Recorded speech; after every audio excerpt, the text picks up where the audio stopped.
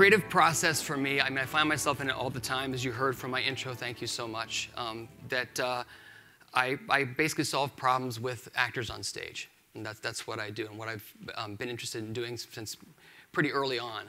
And a lot of that is actually through an experimental process with this company, Plasticine, that worked in Chicago for 17 years.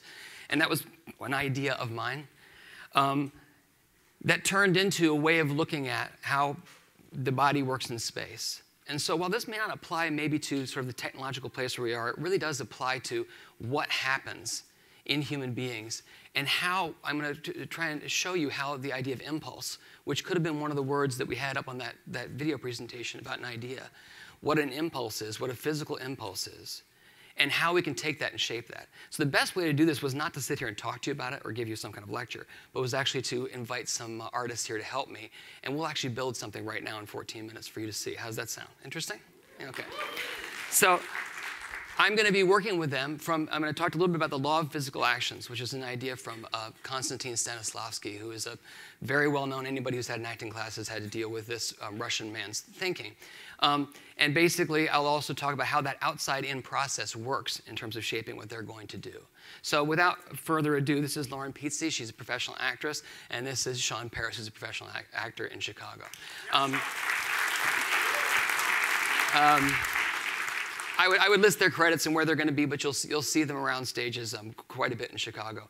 Full disclosure, we've not rehearsed anything. So this is going to be created where it is for right now. Also, full disclosure, I have worked with these guys before, so at least we have that trust, which is a really important thing.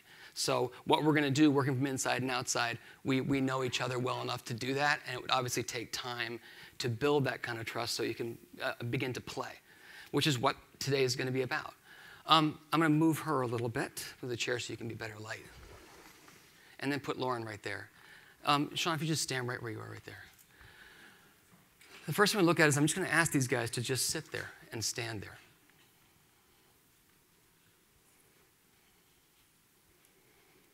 Because of their training, they know sort of instinctively to relax somewhat. But you can see that when human beings are put up in front of somebody or when you pay attention to them, that there's the presence of impulse. An impulse is electrical, physical signals that are happening.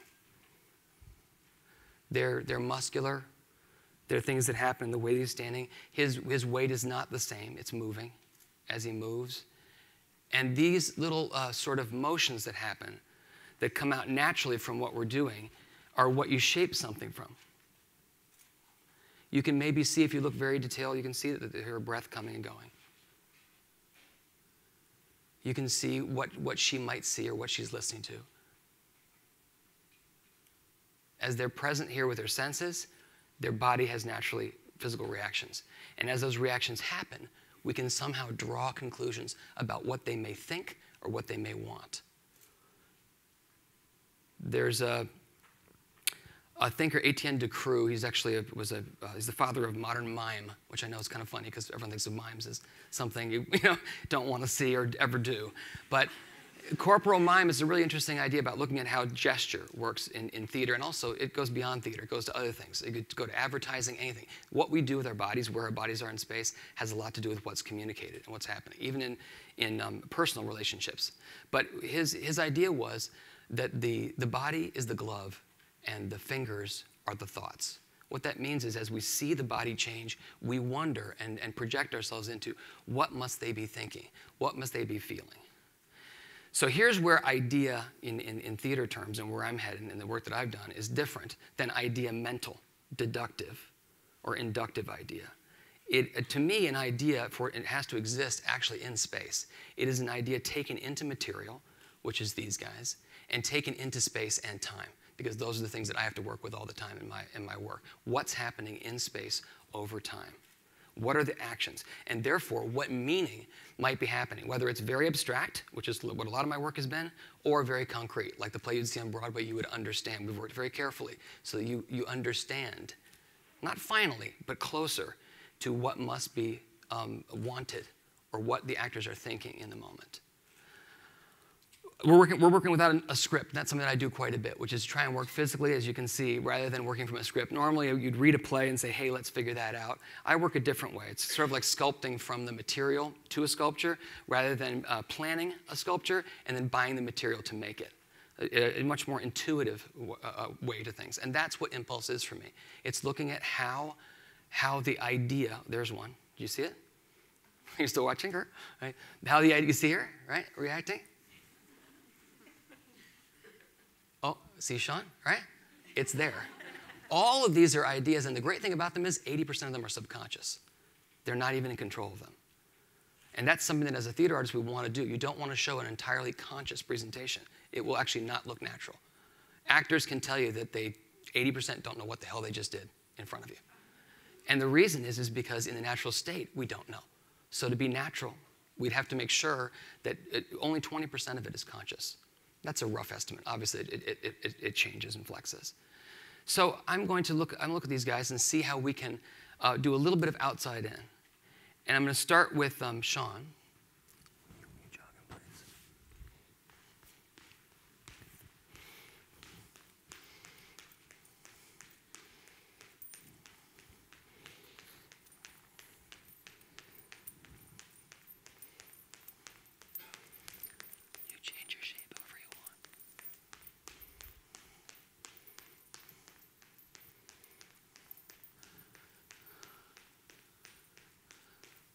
Physical ideas turn into some kind of space, turn into some kind of rhythm, turn into maybe an understanding.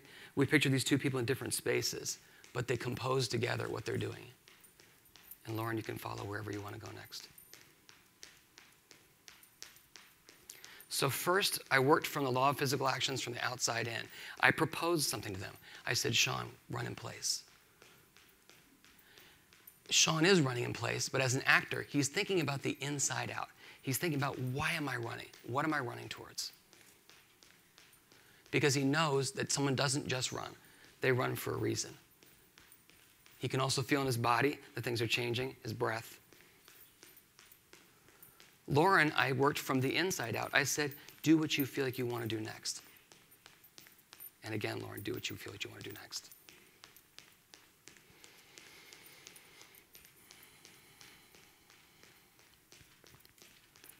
I'm going to propose to Lauren and see what happens. You're having trouble breathing.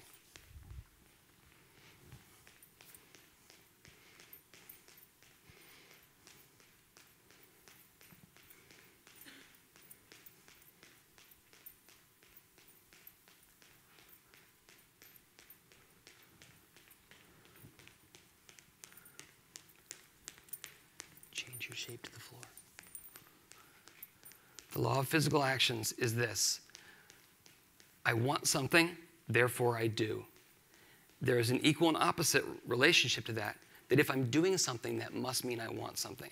So as you guys experience what they're doing, you're wondering inside, what must they want? What's happening?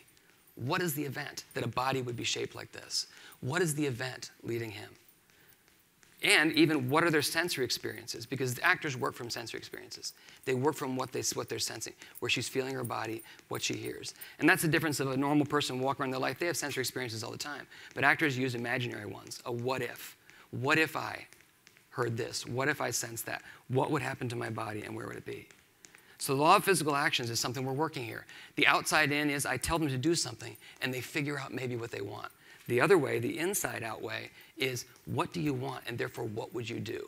But the two can work both directions, and I have been doing that here. Let's see what happens when Sean runs into the room right here. Come on, enter, Sean, and stop.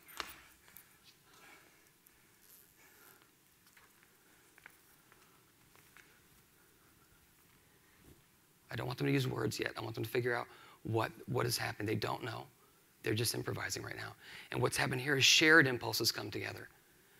They are reading each other and figuring out by their senses, watching each other, what must be next.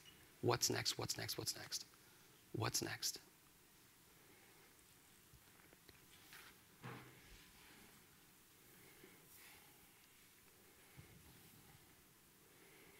These are all ideas. These are all ideas they're just having. What's cool about it is by being in their senses and by following with each other, these ideas naturally flow out as they think. And as we watch it, we start to see new shapes, new impulses that mean something. They obviously now have a relationship because of the way they're tending to each other. Oops, things changed. Things changed. Sean, say I'm sorry. Lauren, say you left me.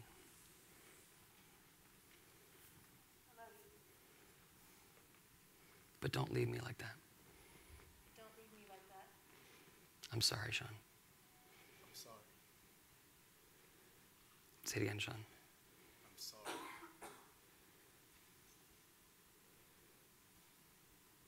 Why are you like this, Lauren? Ask him. Why are you like this? I'm frightened.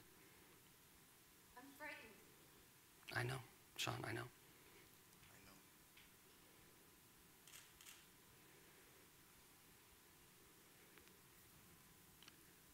Hold it right there. Very nice. Okay, you guys can relax. Thank you. Pretty cool, huh? Yeah?